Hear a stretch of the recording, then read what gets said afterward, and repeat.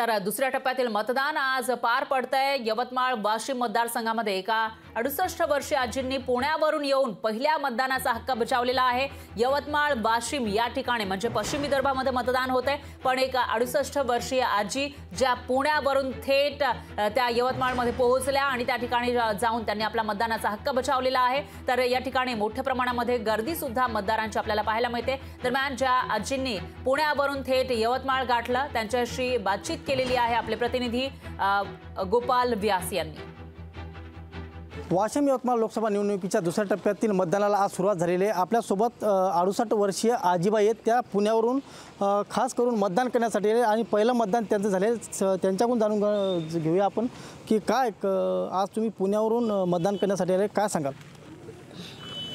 मतदान करणं हा आपला अधिकार असल्यामुळे आम्ही त्याला फार महत्त्व दिलं, म्हणून आम्ही पुण्यावरून येऊन इथे मतदान केलं। काय सांगाल? आज खरं तर लोकसभा निवडणूक आहे आणि दुसऱ्या टप्प्यातील मतदान या ठिकाणी पार पडते, काय सांगाल? खूप छान व्यवस्था झालेली आहे।